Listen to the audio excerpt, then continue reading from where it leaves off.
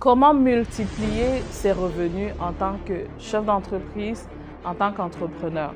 Lorsqu'on se lance en affaires, c'est vraiment un plan dont on doit penser d'avance dans sa prévision financière. Quand vous commencez votre année, pensez-y d'avance les éléments dont on va parler tout de suite.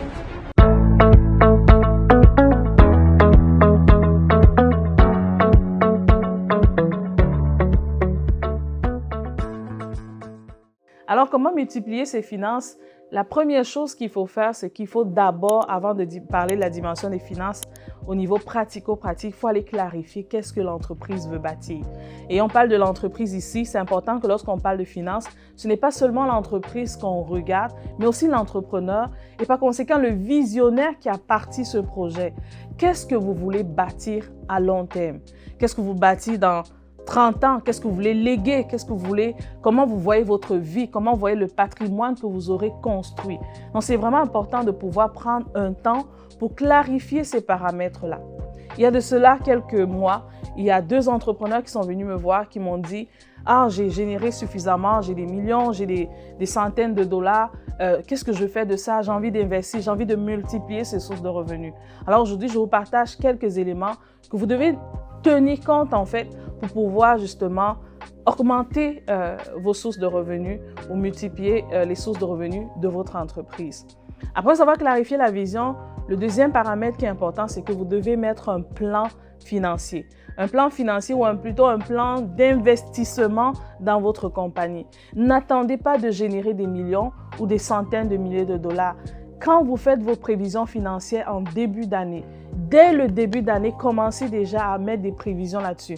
Si je génère, même si je génère 10 000 dollars seulement, qu'est-ce que je ferai de ces 10 000 dollars? Si je génère 100 000, 20 000, qu'est-ce que je ferai de ces 100 000-là? Donc, c'est important d'être prévisionnel, d'avoir déjà un plan parce que comme en finance, on dit si l'argent reste comme ça, on dirait qu'il s'évapore. Il y a des besoins qui viennent l'utiliser. Je ne sais pas comment ça s'explique. Donc, il faut pouvoir déjà anticiper dans vos profits de ce que vous allez en faire.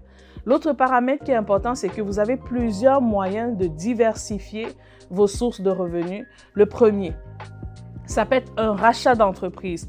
Donc, vous pouvez racheter d'autres entreprises si vous vous estimez dans votre vision plus haut, qu'on a dit plus haut, si vous estimez comme un serial entrepreneur, un entrepreneur qui a plusieurs compagnies, vous pouvez investir dans d'autres compagnies. Il y a plusieurs sites gouvernementaux et même des courtiers que vous pourrez rencontrer qui vendent des entreprises ou qui recherchent justement des entreprises qui ont à leur connaissance des entreprises qui ont besoin d'investissement. Donc, allez-y vers ces personnes-là, explorez ce terrain-là pour voir en fait quelles sont les entreprises qui existent à ce moment-là. Donc, ça, c'est un bon levier pour pouvoir multiplier vos revenus et donc votre patrimoine.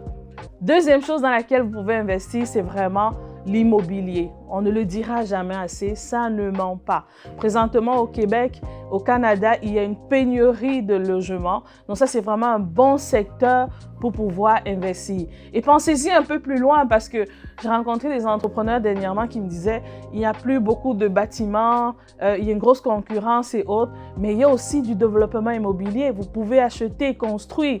Il y a des possibilités immenses. Ça veut dire que s'il y a pénurie, il y a une opportunité, pénurie, opportunité. Donc, c'est à vous de saisir ces opportunités-là. Donc, c'est très important de comprendre que l'immobilier, comme nos parents nous ont appris, la terre ne ment pas. Donc, c'est très important de pouvoir réfléchir comment vous pouvez investir sur les terres. Même au Canada, vous pouvez acheter des terres ou acheter des immeubles ou acheter... il y a vraiment énormément de possibilités où le commercial, c'est en ne plus finir. Donc, allez-y à ce moment-là, diversifiez vos sources de revenus à ce niveau-là. Troisième point, là, vous pouvez justement aussi multiplier vos sources de revenus. C'est vraiment tout ce qui est bourse, en fait. Donc, ça, c'est tout un autre secteur que vous pourrez explorer pour pouvoir investir.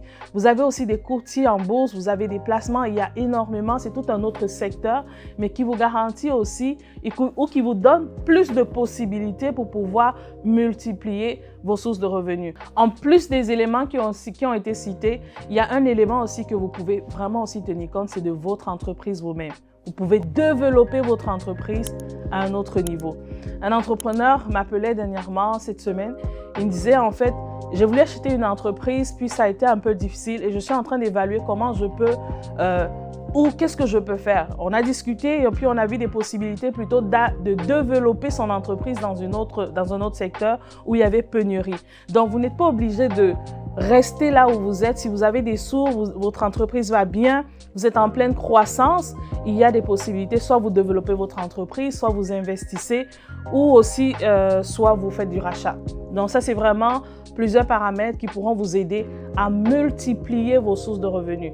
Mais j'insiste là-dessus et ce qui va être capital pour vous, c'est que dès le début de votre année financière, de votre année d'activité, faites vos prévisions en tenant compte de ça, en mettant déjà des canaux d'investissement, en ayant déjà des prévisions là-dessus. Et ça va vous permettre, en fait, lorsque vous allez pouvoir bâtir votre entreprise, vous pourrez même sortir un compte d'épargne, d'investissement que vous allez mettre à côté pour ne pas le dépenser. Donc, pensez-y à long terme. Rappelez-vous aussi que vous n'êtes pas là simplement pour bâtir une entreprise, vous êtes là aussi pour laisser un héritage, pour laisser aussi un héritage qui va se multiplier de génération en génération.